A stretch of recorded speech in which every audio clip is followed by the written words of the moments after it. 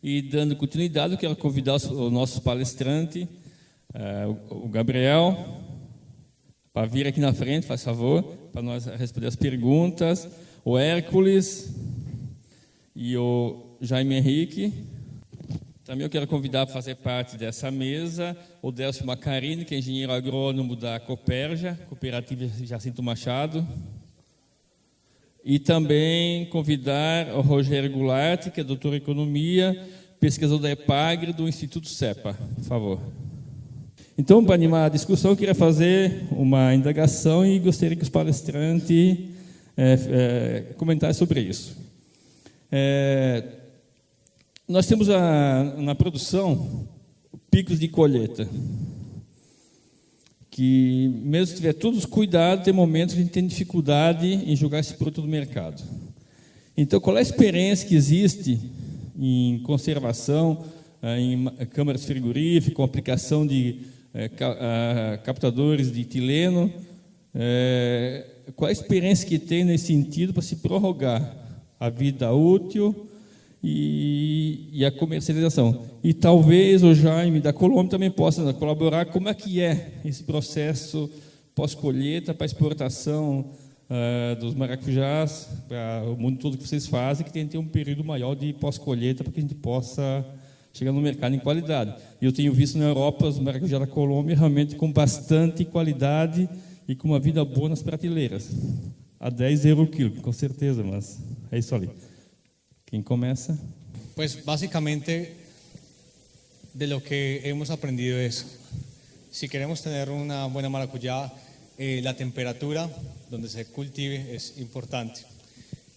Para el caso en Colombia, los cultivos que se están estableciendo en alturas de 0 a 500 metros sobre el nivel del mar tienen muchas complicaciones, no solamente en el tema fitosanitario, sino también en el tema de post cosecha, porque toda esta fruta se madura muy rápido, transpira muy rápido.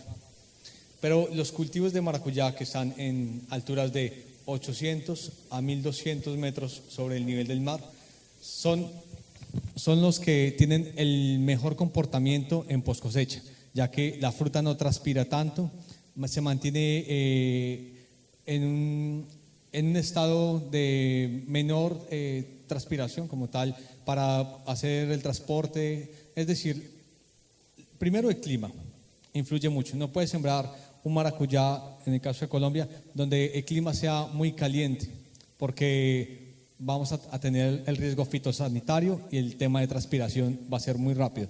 Quiere decir que se va a estragar la fruta.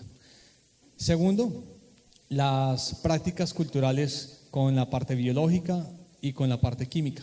Si bien lo biológico lo hablamos y estamos en muchas palestras constantemente, pero a veces parece una poesía. Lo biológico no tiene que aplicarse una sola vez y ya. En la finca que tenemos modelo, tenemos toneladas y toneladas de residuos orgánicos, biológicos, que se han aplicado para sacar un maracuyá de buena calidad. Y también no satanizar la industria química. Bien la Unión Europea tiene unos productos que compartí en un formato Excel para también hacer aplicaciones de estos productos. Como tal, es jugar con el tema de altitud, el tema de aplicaciones biológicas y químicas y también tener conocimiento del punto exacto de cosecha, de la colecta. Porque si bien estaba hablando nuestro palestrante algo cierto, nos tenemos que pensar, es un mercado selecto, y no solamente para que las personas de Europa o Estados Unidos consuman una buena fruta, para que nosotros consumamos buena fruta, para que nuestras familias consuman buena fruta. Entonces, básicamente serían esos 3 puntos para que haya una buena calidad de cosecha de maracujá.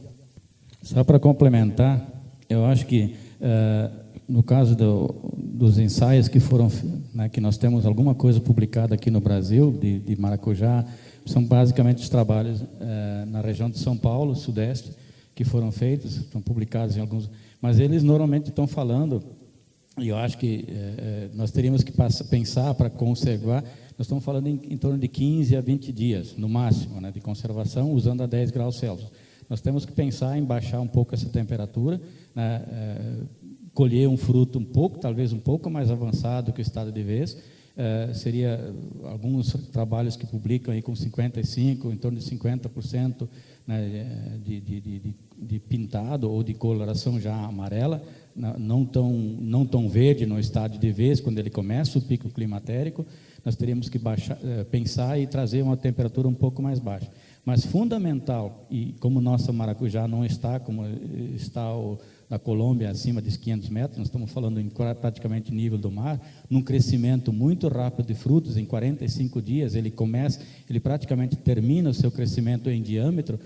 Um dos grandes problemas é o desenvolvimento de camada de cera. A cera natural que reveste esse fruto ainda não está bem formada e nós colhemos ele. Então esse fruto vai murchar, não adianta. As ceras que revestem esse fruto vão ser as que vão inibir a perda de água, a desidratação. Se nós pensarmos em prolongar essa vida, nós vamos ter que usar um adjuvante aqui, nós vamos ter que aplicar ceras. Tem várias ceras que estão disponíveis, ceras de carnaúba, ceras de colofônia, ceras basicamente de carnaúba, mas teria outros materiais também que estão sendo investigados, como quitosana, que poderiam ser, né, aplicados no sentido de preservar a perda de murchamento. Então, esse é a grande dificuldade. Outra possibilidade, que eu não vi nenhum trabalho ainda, pelo menos não consegui fazer, né, uma pesquisa mais aprofundada com relação a isso, é o uso do MCP, um bloqueador de etileno, para você colher o fruto mais avançado ainda, baixar mais a temperatura, porque com fruto mais avançado em maturação, ele aguenta temperaturas um pouco mais baixas sem haver dano de frio, né? Mas aí você tem que usar um bloqueador de etileno. Mas isso é pesquisa ainda, isso não tem nenhuma recomendação técnica, para a gente pensar em ampliar justamente para fugir desses grandes picos de produção e poder ter, né, uma longevidade um pouco maior. Mas é possível, sim, pensar em conseguir prolongar. Você, pela qualidade e pela natureza do próprio produto, que ele está um produto que já está maduro internamente, e você está tentando segurar a casca, né, para que ela não avance mais, que é o problema visual.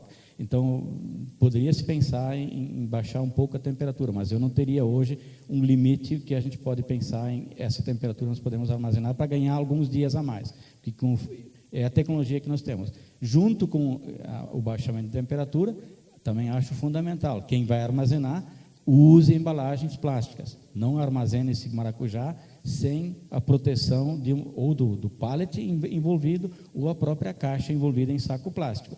Mas para fazer isso, o outro cuidado, como eu já mencionei, tem que haver um cuidado muito maior com relação a podridões. Que tipo de um fruto, então, esse de fato, de maneira nenhuma pode ser fruto juntado do chão, ele tem que ser um fruto colhido com todo cuidado, para não ter danos mecânicos e para com isso você não leve fungos para dentro da caixa e acaba perdendo mais ainda do que você já teria condições. Só complementando uma pergunta aqui de Evandro Arroio do Silva, que é um problema aqui na região, que nessa época o maracujá fica com a cor verde, em função do frio. Se existe alguma experiência para fazer com que ele possa amarelar, ficar uma aparência melhor quando vai para o mercado. E ele pergunta por que fica com a cor verde nessa época. Só complementando essa rodada de pergunta. Bem, não sei se alguém mais tem alguma experiência na fisiologia, mas ele está ficando verde, né, ou está permanecendo verde por uma razão, né, que nós estamos entrando no período de frio.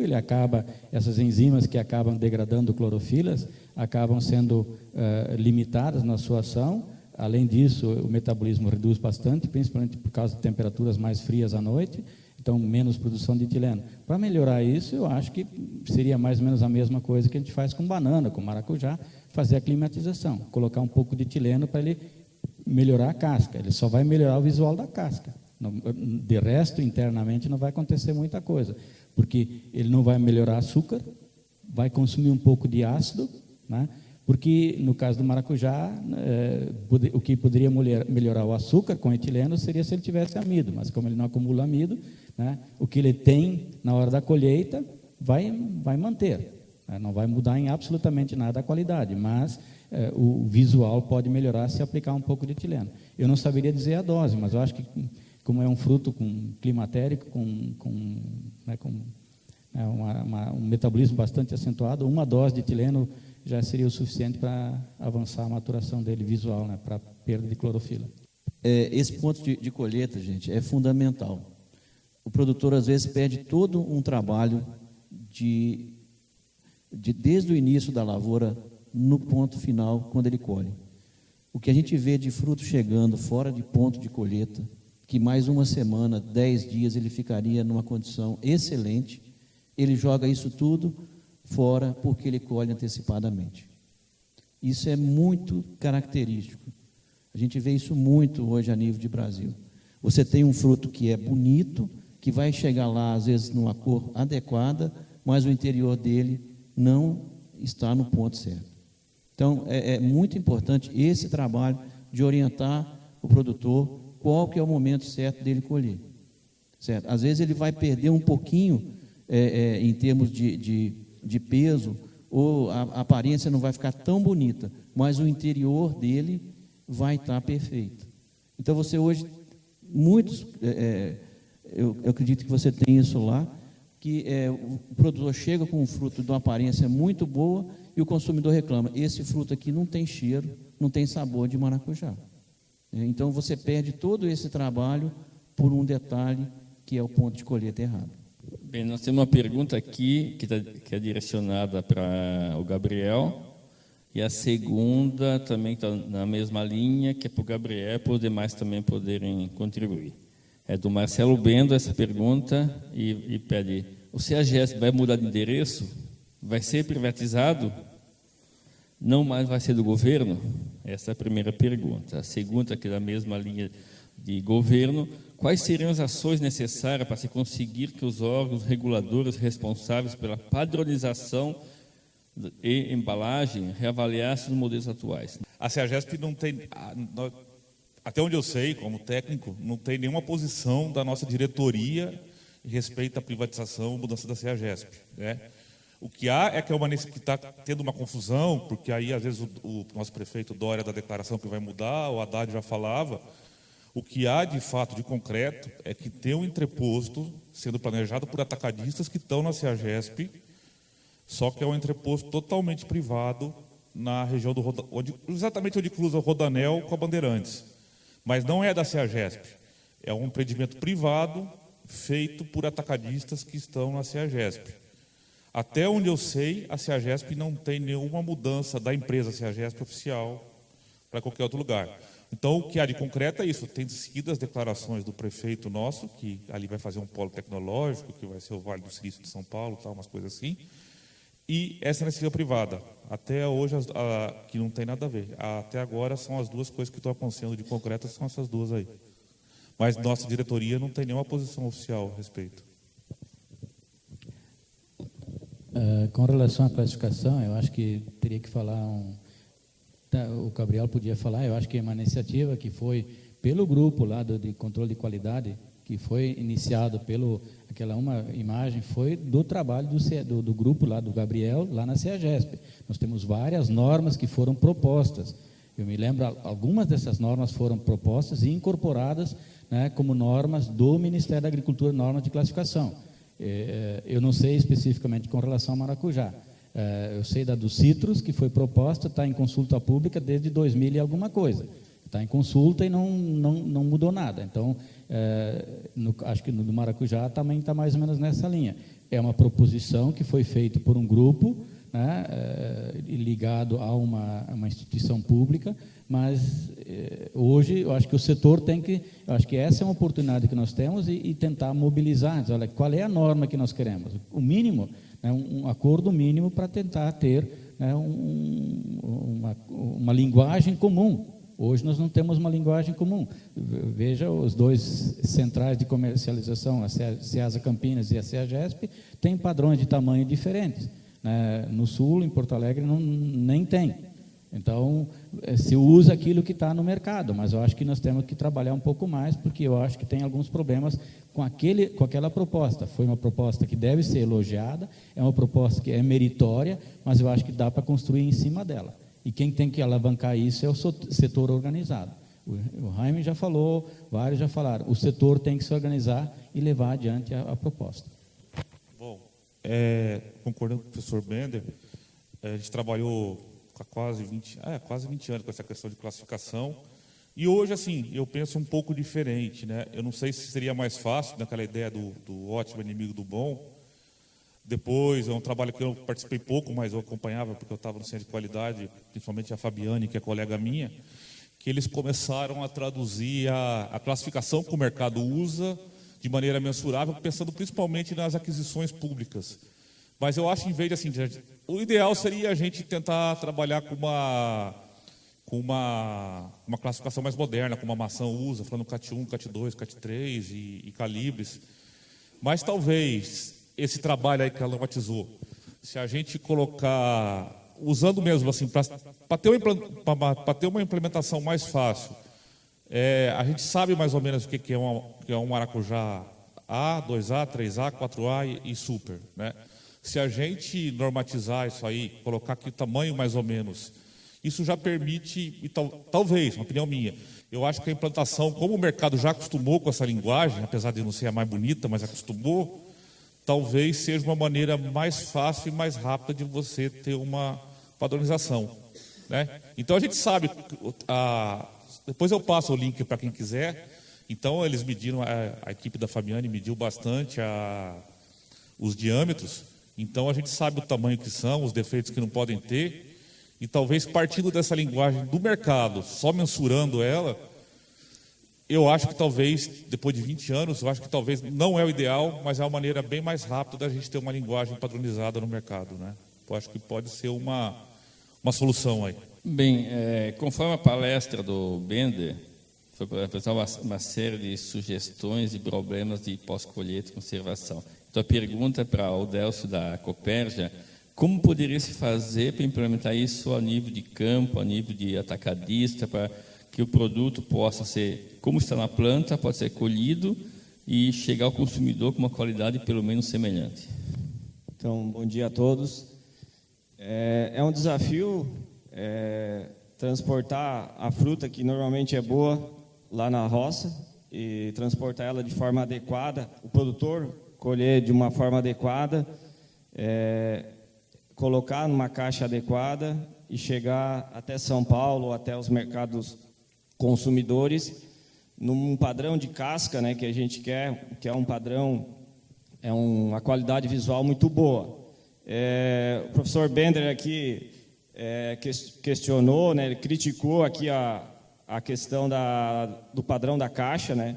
Realmente, uma fruta transportada numa caixa dessa, todo o trabalho que foi feito de qualificação dessa fruta vai por água abaixo, porque realmente ela vai chegar no mercado consumidor detonada, né? Porque você vai botar 10 caixas empilhadas em cima de uma fruta, não vai chegar lá rachada, né?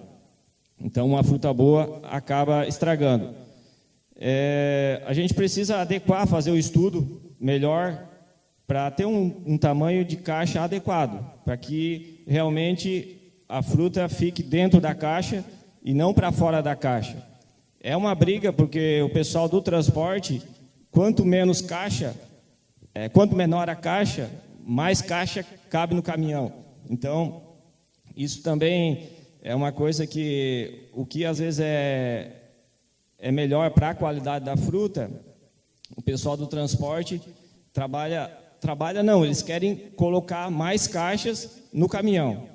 Então, a gente precisa fazer um estudo de adequação de caixa, inclusive caixas paletizáveis, né, porque às vezes estão fora de padrão, que não é paletizável. Talvez pensar numa caixa para maracujá de terceira, por exemplo, 3A, um tamanho, né, e uma caixa para fruto extra com outro tamanho, que são frutas de tamanho diferente, e nós trabalhamos com uma caixa do mesmo tamanho.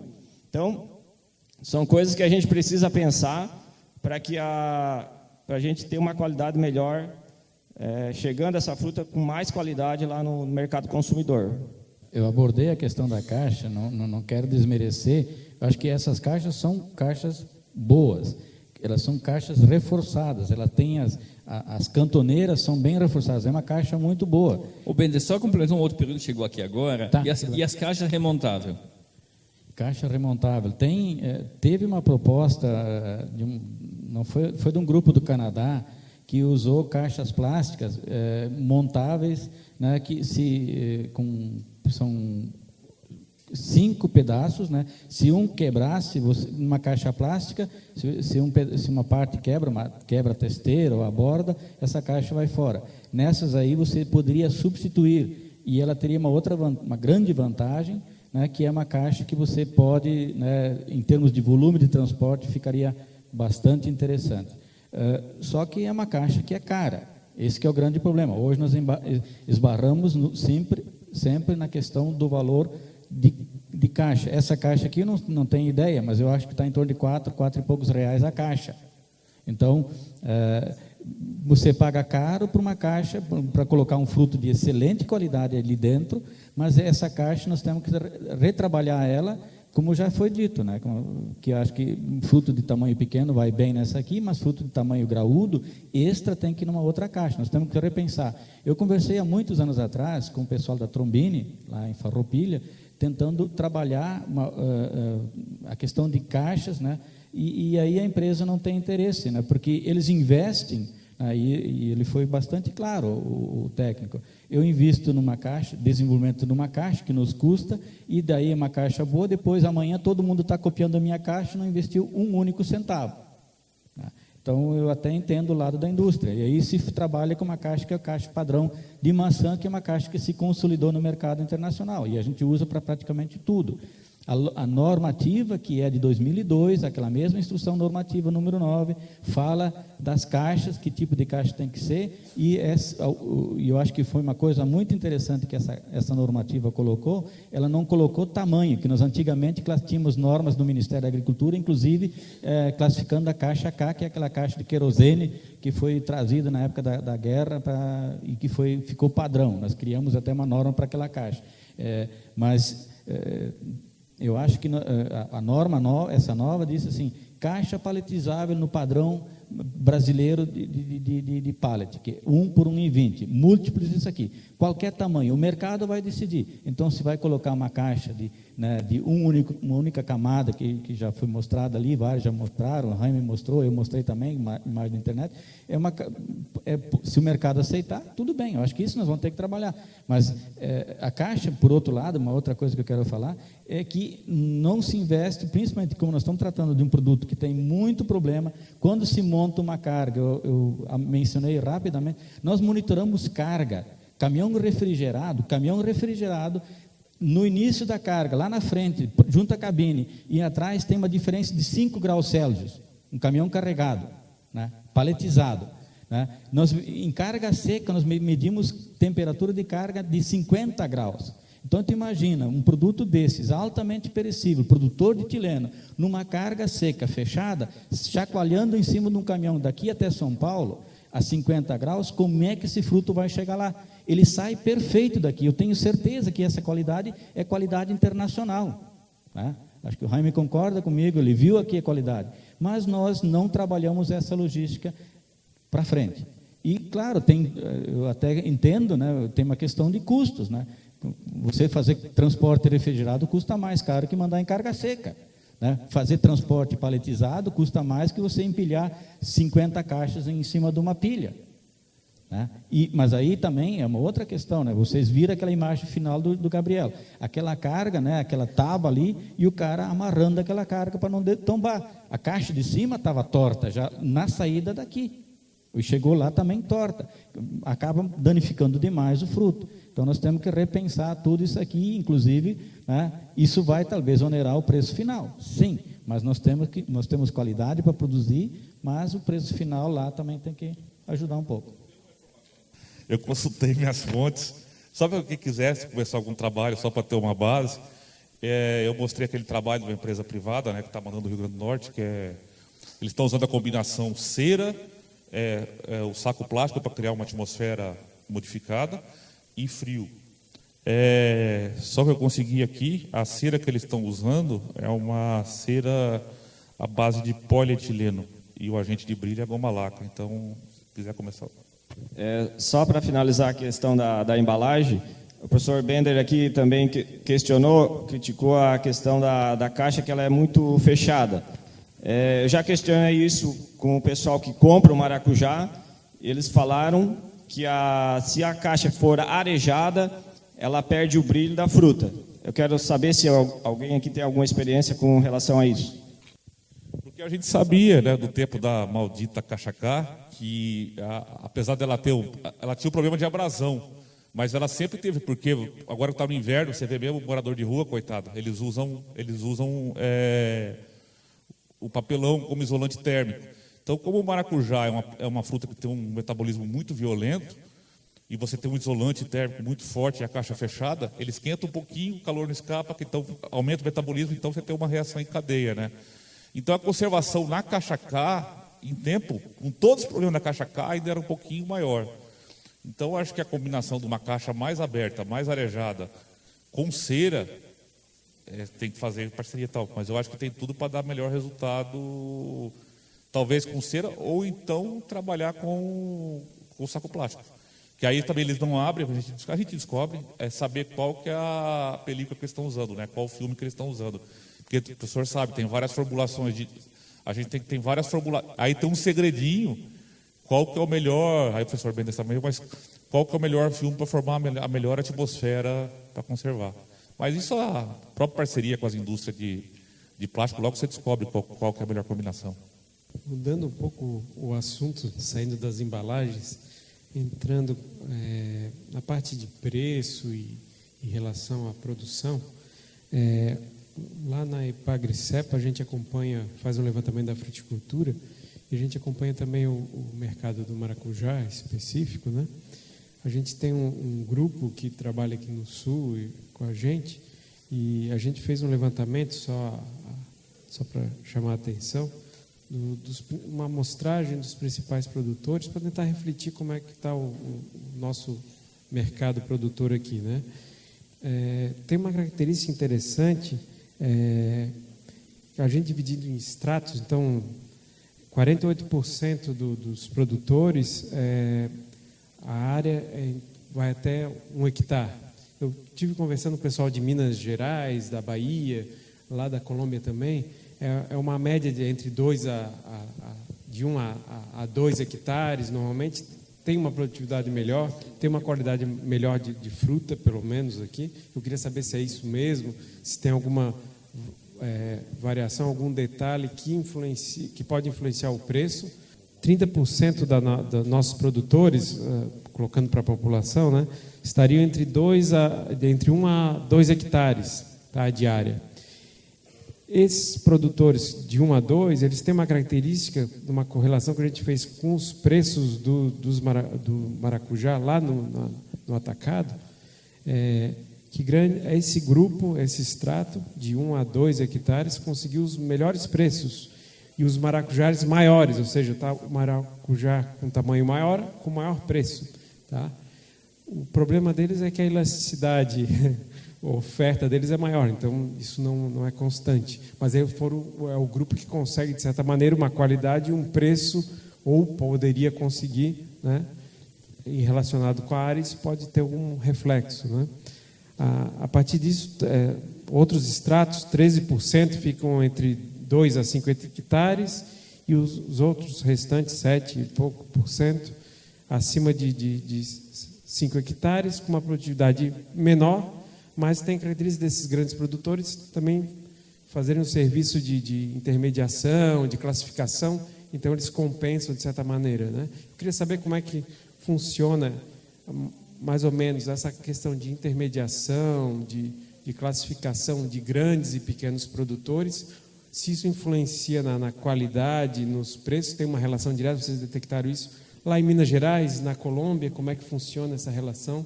Tá? A área, qualidade, preço e como é que maneja o mercado, né? Esses intermediários, como é que é essa relação? Pues el sentido común, el caso de éxito de Colombia es menores áreas, máximo 3 hectáreas para que sea exitoso. Tenemos agricultores que tienen 15 hectáreas de maracujá, mas com umas produções baixas.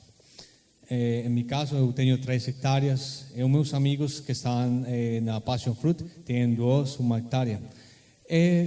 por fazer a melhor produção, especializar a mão de obra, e a gente tem rendimentos de 20, 25 toneladas por hectare ano. Então, eu aconselho os produtores de maracujá que façam de 1 a máximo 3 hectares, segundo a especialização de mão de obra que tenham em sua área de trabalho. É mais fácil fazer boas práticas agrícolas em pequena área que em uma área extensa. É mais fácil fazer controle das doenças e pragas em uma área pequena que em uma área extensa. Além disso, também, o que o produtor tem que fazer é pensar em seu cultivo como uma empresa. Então, se vocês conseguem fazer o controle absoluto da área, vocês vão ser exitosos. Não ter emocionalismos por las siembras. Quando vocês falavam acerca dos picos de preço alto que chega na época do verano, eu acho que tem o mesmo jeito desde Canadá hasta Argentina. El productor siembra por emocionalismos porque hay buenos precios. Entonces, es ficar sembrando y especializarse en pequeñas áreas, especializarse en los mejores materiales. De hecho, Brasil tiene muy buenos materiales de maracuyá, muy buenos. Especializarse en los materiales y salir allá a Sao Paulo y empezar a tener relacionamiento con los clientes. ¿Cuál es el cliente, la persona a la cual ustedes le pueden fijar? Porque lamentablemente ocurre lo mismo aquí que en todas las partes del mundo. El productor genera su producto para después mendigar a quien le vende el producto y estar en la fluctuación de precios.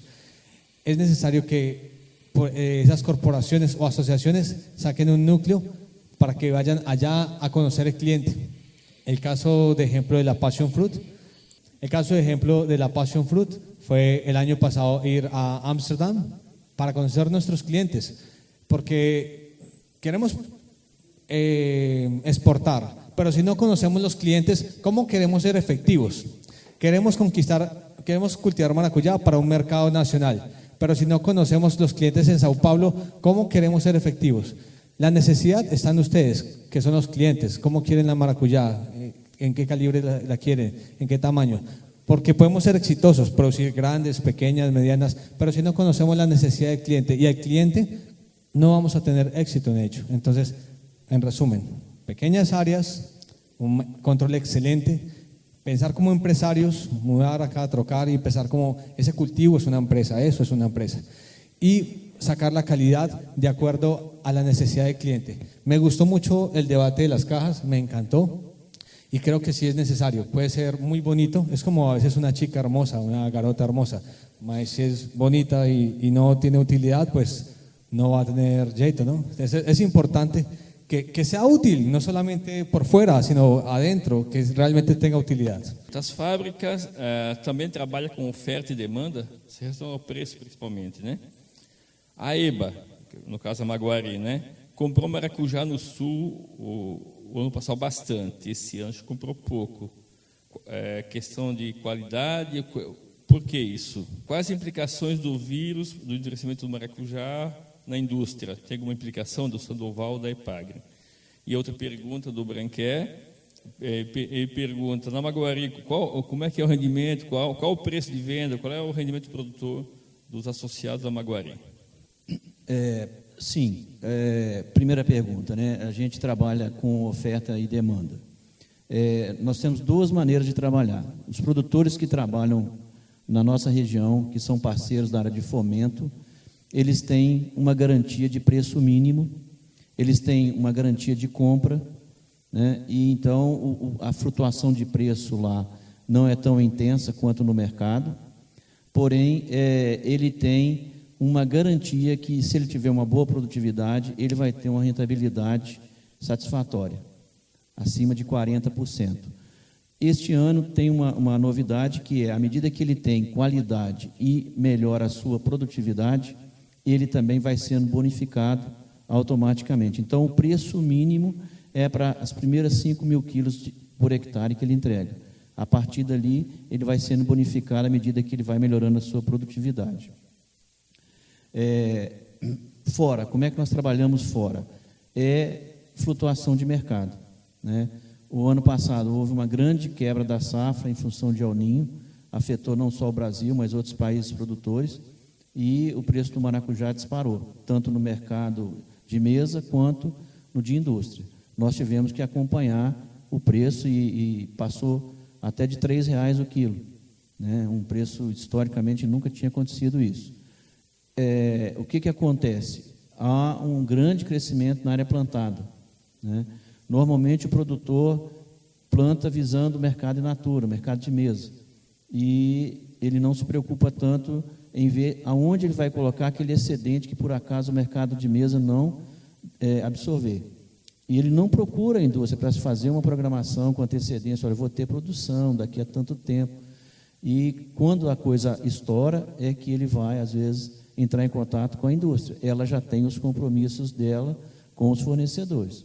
E aí cria-se uma situação muito difícil, porque o preço, além de cair, cai muito e, às vezes, ele não consegue nem escoar a produção. Gera o quê? Uma decepção muito grande. No ano seguinte, ele para de plantar, reduz muito a sua área e aí começa todo esse ciclo novamente. Você fica de ciclos em ciclos, onde você tem um preço elevadíssimo e um preço muito baixo que não cobre nem custo de produção. Por isso que nós trabalhamos lá com esse preço médio, tá? Onde o produtor vai ter essa garantia de preço, de compra e a rentabilidade dele em função do que ele conseguir ter de produtividade.